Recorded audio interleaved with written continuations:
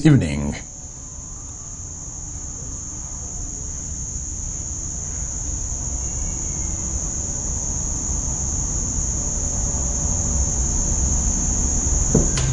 In the headlines tonight, late Patrick Aloysius Okumoringa body finally arrives in Nebi. Trademark Africa to build market at Ilego border point.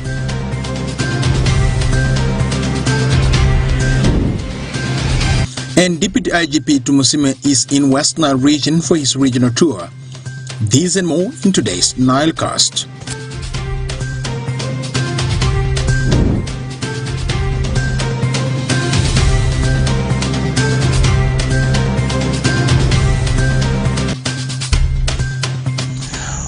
Welcome, dear viewer.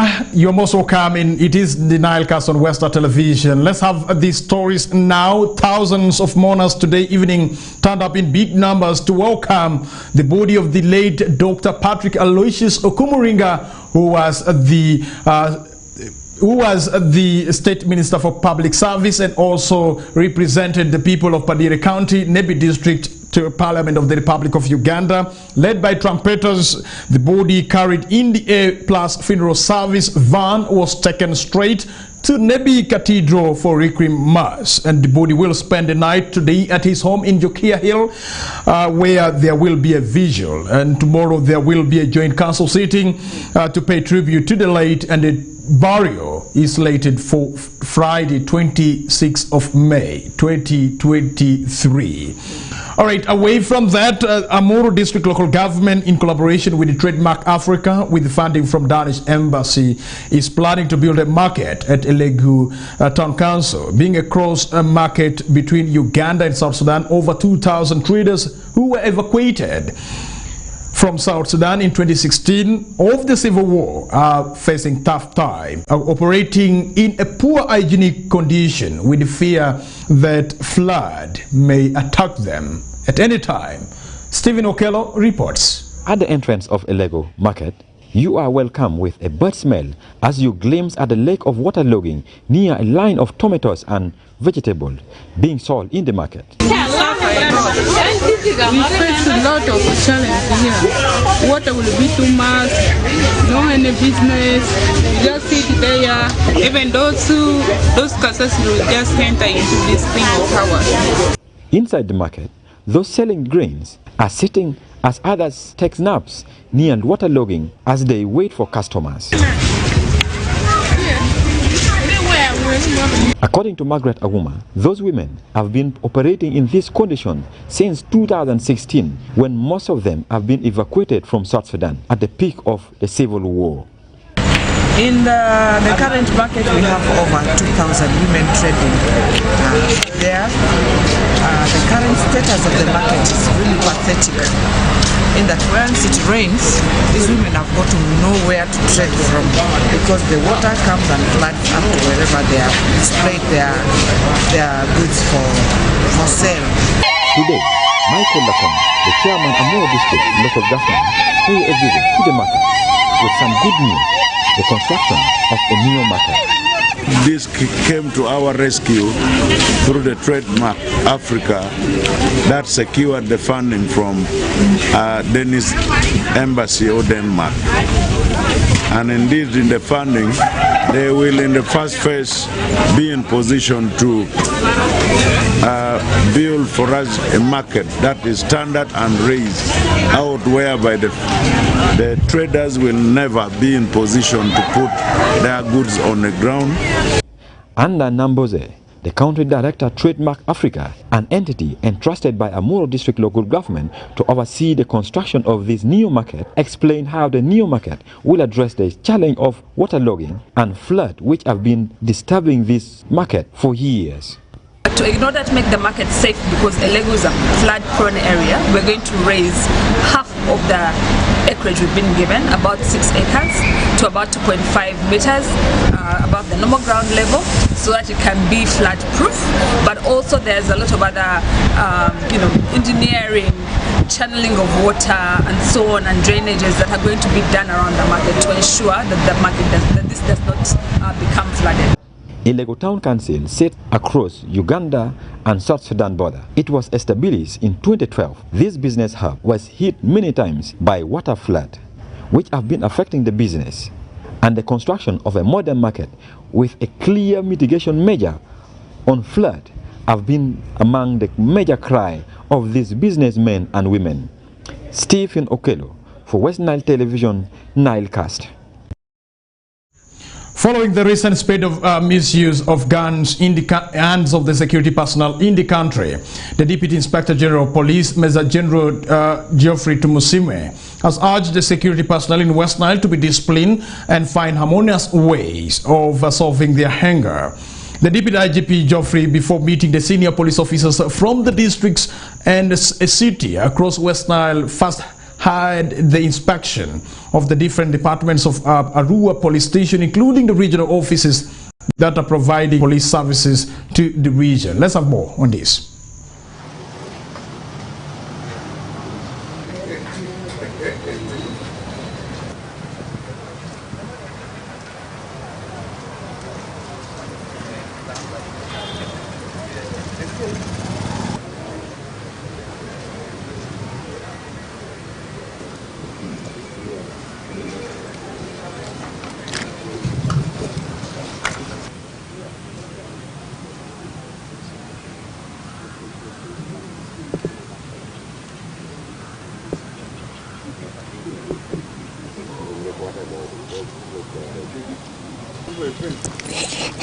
No access.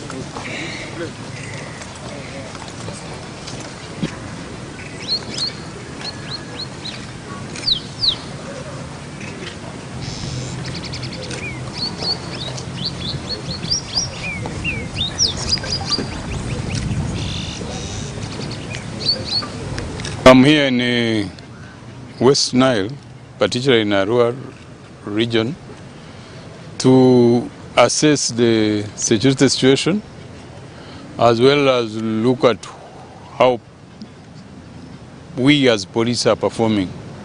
It is reviewing the security situation, reviewing how we perform and seeing how we can be better. Generally that was why we are here. Yes. The security situation here, from the little I have learned so far and from the reports, the security situation is good. It's not as problematic as other regions. They used to have in Arua, they used to have some of these youth who were engaged in crime. But over time, it has been scaled down. Now the general situation is low. As compared to, for instance, these other incidents that are happening, where we are having security forces even killing members of the public. That has not happened here. But even in those areas where there has been a number of crimes ongoing, police and other agencies have managed to contain them. And we are now coming this region to look at how are they handling, especially given that this region borders with two countries, DRC and South Sudan. We also want to look at the influx of the refugees.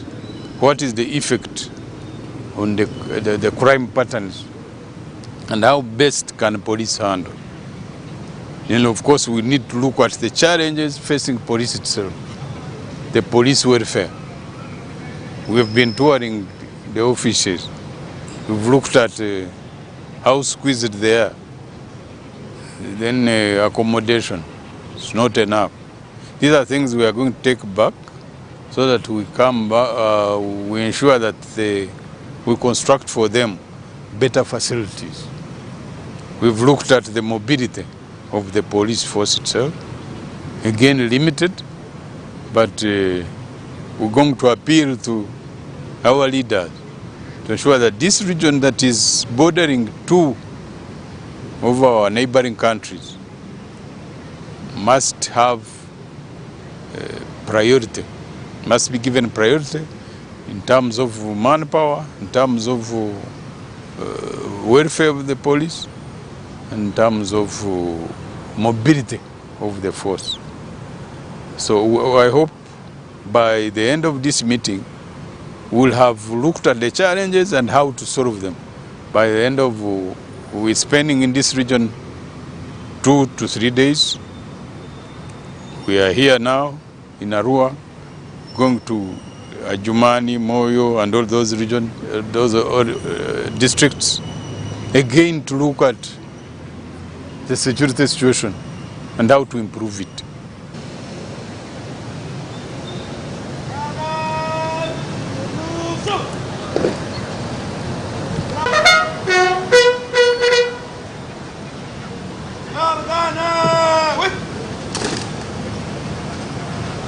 More in our stories tonight. All is set for the private sector dialogue that is being organized by Stanbic Bank Uganda. In partnership with Westnile Regional Entrepreneurs and Contractors Association, the dialogue will take place tomorrow at Desert Breeze. Let's have more.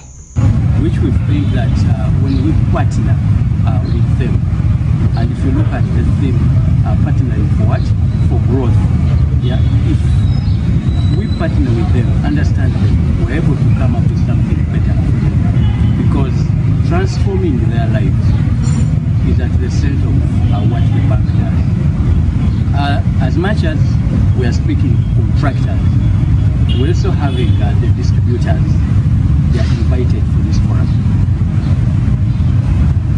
And we're looking at contractor distributors all the way from Ajumani to Bakwachi, Westnile.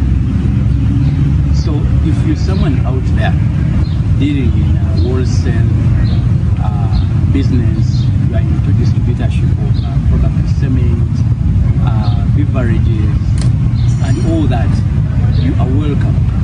If you supply anything, you are welcome for this event. And we believe that it will tackle the needs and the pains of the business community. Because at the end of the day, you open shop to make a profit.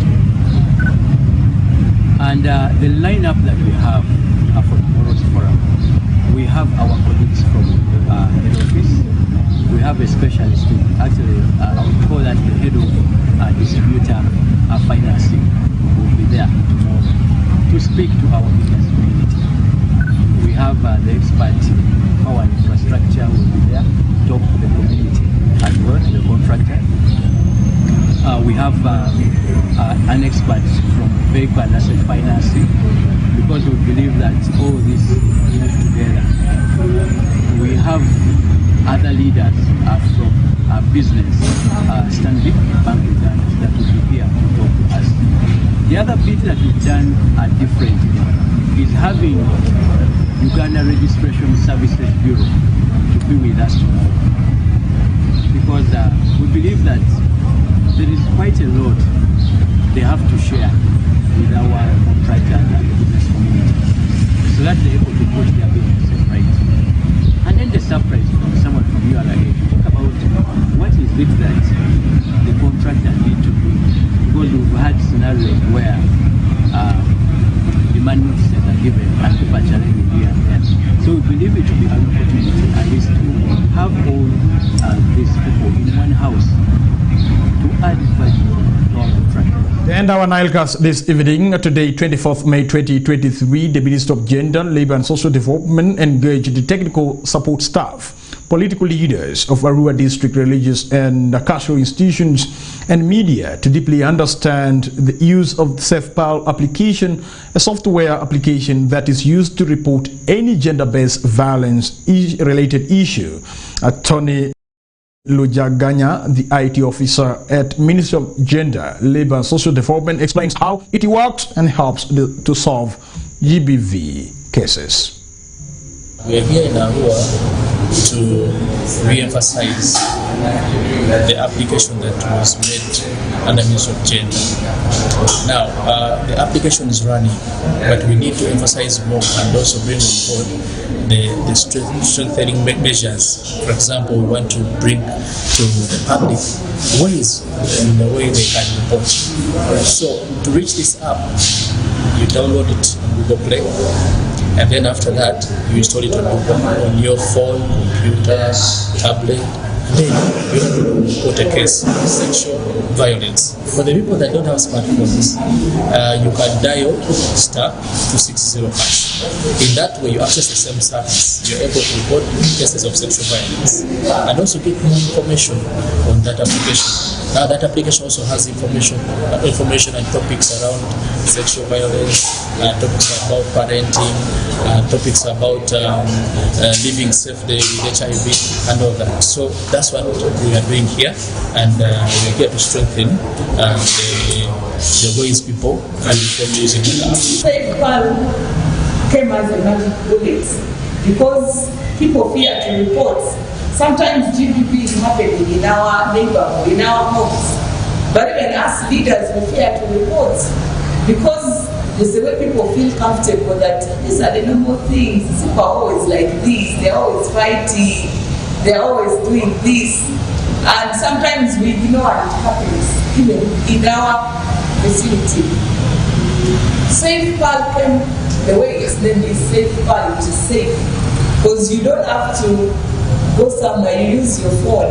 It came as a magic bullet, where you can report and relevant authorities and service providers can then pick up the case and go and manage it in their various levels. A cultural institution, you always officiating marriages, you always, every weekend there is something, elders, you always in forums. Why not bring this and people can embrace it so that they will come to report? What we want is GBV must be reduced. But also, we need to report the cases so that people get support.